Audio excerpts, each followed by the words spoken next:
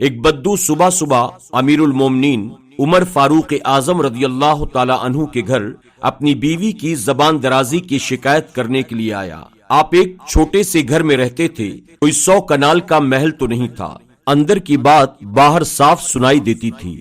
بدو جیوں ہی آپ کے دروازے کے پاس پہنچا، اس نے جناب فاروق اعظم رضی اللہ تعالی عنہ کی بیوی کو بولتے ہوئے سنا۔ وہ عمر فاروق اعظم رضی اللہ تعالی عنہ کی خوب کلاس لے رہی تھیں اور آگے سے جناب فاروق اعظم رضی اللہ تعالی عنہ کی آواز تک نہیں آ رہی تھی۔ یہ دیکھ کر وہ بدو سوچنے لگا، اگر عمر بن خطاب رضی اللہ تعالی عنہ کا یہ حال ہے جو اتنے سخت طبیعت کے ہیں اور امیر المومنین بھی ہیں، تو میں بھلا کون سے گنتی میں آتا ہوں؟ پھر شکایت کرنے کا فائدہ کیا ہے؟ ادھر بدو واپسی کے لیے پلٹا، ادھر امیر المومنین سیدنا عمر فاروق اعظم رضی اللہ تعالی عنہ ماحول کو ٹھنڈا بنانے کے لیے گھر سے باہر نکل آتے ہیں۔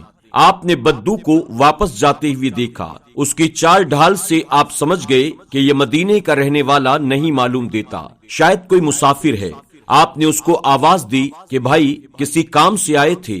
وہ واپس پلٹا اور کہنے لگا، امیر المومنین، میں اپنی بیوی کی شکایت لے کر آپ کے پاس آیا تھا، وہ مجھے بہت ڈانٹتی رہتی ہے، مگر آپ کو بھی اسی مصیبت میں مبتلا دیکھ کر میں واپس جا رہا تھا کہ جب امیر المومنین کا خود اپنا یہ حال ہے تو پھر ہمارے لیے سوائے صبر کے اور کوئی راستہ ہی نہیں بچتا۔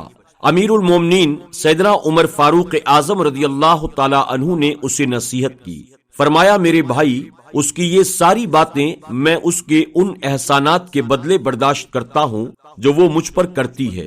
وہ میرا کھانا تیار کرتی ہے، میرے لیے روٹیاں پکاتی ہے، وہی میرے کپڑے بھی دھوتی ہے، میری اولاد کو دودھ پلاتی ہے اور میرے دین کی حفاظت کرتی ہے اور مجھے حرام سے بچاتی ہے، اور یہ سب اس پر واجب بھی نہیں ہے۔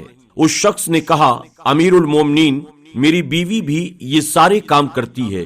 آپ نے فرمایا، تو پھر اس کو برداشت کرو، یہ تھوڑی سی مدت کی بات ہے، پھر نہ ہم رہیں گے اور نہ وہ۔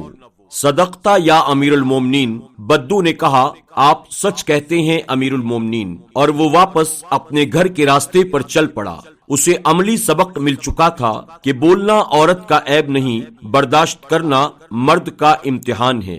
ناظرین اکرام، ایک آخری بات بھی عرض کرتا چلوں کہ اگر کبھی کوئی ویڈیو، کوئی قول، واقعہ، کوئی سچی کہانی، کوئی اچھی تحریر وغیرہ آپ کو اچھی لگے تو اسے دیکھنے اور پڑھنے کے بعد مزید تھوڑی سی زحمت فرمایا کریں اور اپنے دوستوں کے ساتھ بھی اسے ضرور شیئر کر لیا کریں۔